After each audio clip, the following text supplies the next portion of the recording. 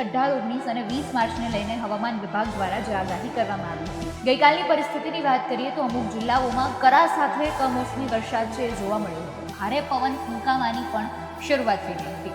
આશરે 30 થી 40 કિલોમીટરની ઝડપે આ પવન છે એ ફૂંકાઈ રહ્યો છે. દુકાનોમાં શેડ ધરાશાયી થઈ ગયા હતા, હોર્ડિંગ પણ ઉડ્યા હતા. દિવેલા, ઈસબગુલ, વરિયાળી, જીરું અને કેરી સહિતના પાકોને પણ ભારે નુકસાન પહોંચતા ખેડૂતો અત્યારે મુશ્કેલીમાં મુકાયા છે. અત્યારે ખેતીમાં જે ઊભા પાકો છે એના પર ખૂબ વધારે નુકસાન વર્તાય છે. અચાનક આવેલા પવન અને વરસાદને કારણે અગિયારાઓના રેવાના છાપરા ઉડી ગયા છે, જ્યારે ઘર વખરીને પણ નુકસાન થયું છે.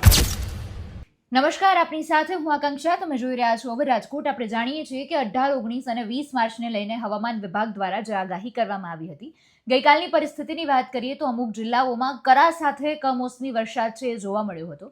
ત્યારે રાજ્યના હવામાન વિભાગ દ્વારા જે આ ભારે પવન ફૂંકાવાની પણ આગાહી કરવામાં આવી છે, તેના પગલે 19 માર્ચે પણ વહેલી સવારે માવઠાની અસર જોવા મળી હતી. તેમાં ખાસ આપણે અમદાવાદ સહિતના શહેરોની વાત કરીએ તો ભારે પવન ફૂંકાવાની પણ શરૂઆત થઈ ગઈ હતી.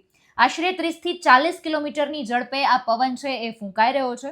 ખૂબ જ જોરદાર પવન ફૂંકાવાના કારણે રોડ ઉપર ધૂળની ડમરીઓ પણ ઉડવા લાગી હતી ને જેના કારણે ધૂળિયું વાતાવરણ પણ સર્જાઈ ગયું હતું.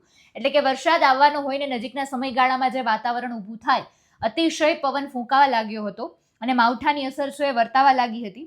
વાહન ચાલકોને પણ હાલાકીનો સામનો કરવો પડ્યો હતો અને જે ઠંડો પવન ફૂંકાવાના કારણે વાતાવરણમાં પણ ઠંડક છે એ પ્રસરી ગઈ હતી. બીજી તરફ હિંમતનગરની વાત કરીએ તો ભારે પવન ફૂંકાતા ત્યાં પણ આવી જ પરિસ્થિતિ સર્જાઈ હતી ને ત્યાં તો આટલું જ નહીં, વીજ પુરવઠો પણ ખોરવાઈ ગયો હતો. દુકાનોમાં શેડ ધરાશાયી થઈ ગયા હતા, હોર્ડિંગ પણ ઉડ્યા હતા. એટલે કે મિની વાવાઝોડા જેવી અસર છે ત્યાં તો ઊભી થઈ ગઈ હતી. બનાસકાંઠાના કાંકરેજ અને ઓગળ સહિતના પંથકોમાં તો વરસાદ જ ખાબકી ગયો હતો. વાવ-થરાદ જિલ્લાની વાત કરીએ, ભારે પવન અને વરસાદને કારણે તમાકુના પાકને નુકસાન થયું છે. રાજ્યમાં છૂટાછવાયા સ્થળોએ આ વરસાદ અને તોફાની પવનથી દિવેલા, ઈસબગુલ, વરિયાળી, જીરું અને કેરી સહિતના પાકોને પણ ભારે નુકસાન પહોંચતા ખેડૂતો અત્યારે મુશ્કેલીમાં મુકાયા છે. હવામાન વિભાગના જણાવ્યા અનુસાર આગામી હજુ 2 દિવસ આ પરિસ્થિતિ રહેવાની છે, જેમાં ખાસ તો જે વેસ્ટર્ન ડિસ્ટર્બન્સ આખું સક્રિય થયું છે તેના કારણે રાજ્યમાં માવઠાની અસર છે વર્તાઈ રહી છે, જેને આપણે upper air cyclonic circulation system તરીકે ઓળખી રહ્યા છીએ. એ વેસ્ટર્ન ડિસ્ટર્બન્સના કારણે જ આ પરિસ્થિતિ આખી ઊભી થઈ છે અને હજુ પણ મહત્તમ તાપમાનમાં ઘટાડો પણ જોવા મળશે. એટલે ક્યાંક આપણને જે આ બફારો ને તાપમાન છે એમાં ઠંડક પ્રસરી શકશે, પણ અત્યારે ખેતીમાં જે ઊભા પાકો છે એના પર ખૂબ વધારે નુકસાન વર્તાઈ શકે. હવે ગઈકાલે કરા સાથે જે વરસાદ આવ્યો તો તેનાથી તો જાણે કે ખેતી ઉપર ઊભા પાક પર આભ તૂટી પડ્યો હતો અને આજે પણ હજુ દરેક જગ્યાએ જિલ્લાઓમાં વરસાદ દેખાઈ રહ્યો છે અને હજુ 20 તારીખ સુધીની તો આ આગાહી છે એ દેખાઈ રહી છે. 2 દિવસ 25 થી વધુ જિલ્લામાં વરસાદની આગાહી કરવામાં આવી છે, જેમાં આપણે ખાસ વાત કરીએ તો રાજકોટનો પણ સમાવેશ છે. રાજકોટમાં પણ વધારે વરસાદ છે, માવઠાની અસર છે, ભારે પવન છે તેની અસર વર્તાઈ શકે તેમ છે. વરસાદને કારણે તમાકુના પાકને ભારે નુકસાન થયું છે. એના દ્રશ્યો પણ સામે આવ્યા છે. તેના પર તમે નજર કરો કે કઈ રીતે ઊભો પાક અત્યારે ખેતરમાં તૈયાર થઈ ગયેલો છે અને તેના પર આ માવઠાની અસર છે એ કેવી વર્તાશે.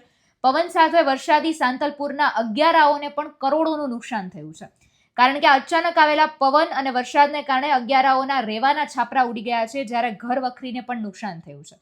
સ્થાનિક લોકો અને અગરિયાઓએ જણાવ્યું છે કે આખી જે કુદરતી આફત આવી છે તેમાં તમને વળતર મળવું પણ જરૂરી છે, કારણ કે મીઠા જે છે તેના ઉત્પાદનને પણ નુકસાન થયું છે અને ઘર વખરીને પણ નુકસાન થયું છે. પાટણની વાત કરીએ, પાટણમાં દુકાન ઉપરથી તો છત જ ઉડી ગઈ છે, એટલી બધી હદે ત્યાંનો પવન છે એ ફૂંકાયો હતો. લખતર પંથકમાં વાવાઝોડા જેવી સ્થિતિ ઊભી થઈ ગઈ છે.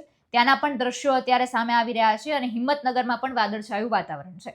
એટલે સમગ્ર રાજ્યભરમાં અનેક જિલ્લાઓની આ પરિસ્થિતિ છે. ક્યાંક વધારે પવન ફૂંકાઈ રહ્યો છે, ક્યાંક માવઠાની અસર છે.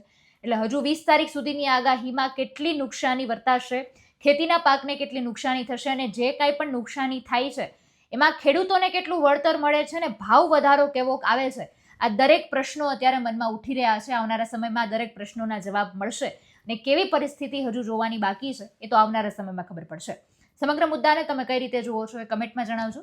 ફરી મળીશું. હવે રજા આપશો. નમસ્કાર.